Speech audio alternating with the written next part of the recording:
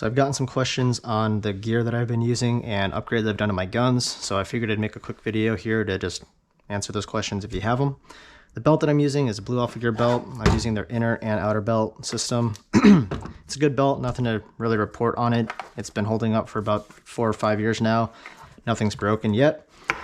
So if you're looking for a belt, check them out. The mag pouches that I'm using are just S-Tac Kaiwis. I'm sure you've seen them around, or you probably have some.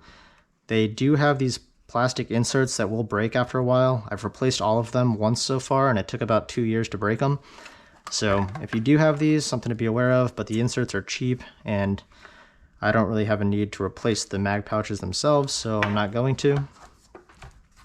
I do have a dump pouch here. It's from Blue Force Gear. I think it's called the Micro or something. I don't really use it anymore, but it's been on my belt forever, so I'm leaving it on there. This is just a regular pouch from Velocity Systems. It has a multi-tool in there and then some USPSA like RO cards that I got.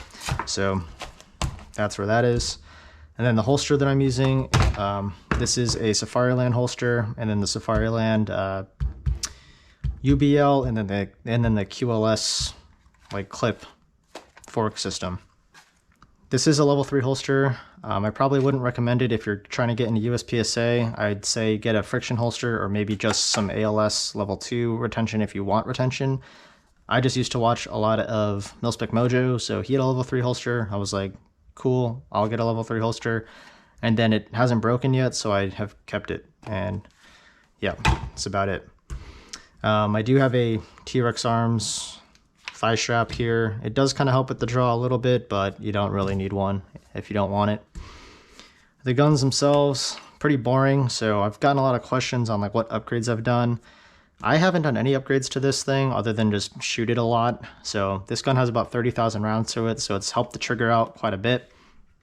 And then I do have Dawson Precision iron sights on here. The competition sights with the blacked out rear and the fiber optic front. Makes for a really clean sight picture, especially with irons. And it seems like, for me anyway, it looks more like a dot just because I've got the single red fiber instead of like the Glock. The Glock has terrible sights, so if you're gonna buy a Glock, I would recommend replacing them and getting some Dawsons. Besides that though, yeah, just an X300 on here, and then everything else is stock. Same thing with this gun. Obviously there's an SRO on it, and then the guy I bought it from put these suppressor height sights on it. I don't know what brand they are, but they're fine, I guess. This one actually, the rear sight kind of walks to the left over time, so I might just take them off. But whatever. Less rounds on this gun. I've only got about 10 or 12,000 maybe on this gun. Clearly, I don't have enough carbon buildup on the light. But again, all stock, besides the SRO, and then the grip tape pieces that I put on the side and on the bottom there. But I'm pretty boring as far as my guns go, but I just like to shoot them, and I'll be going back to carry optics next year, so that's about it for this setup. Pretty boring, not a lot going on.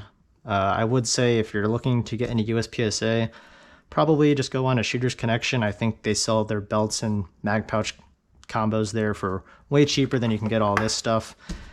But I was a big tactical shooting nerd when I first started, so yeah, I just kind of kept the belt and everything and just started shooting more matches. But that's about it.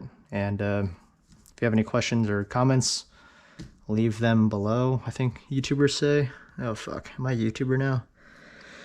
Oh man.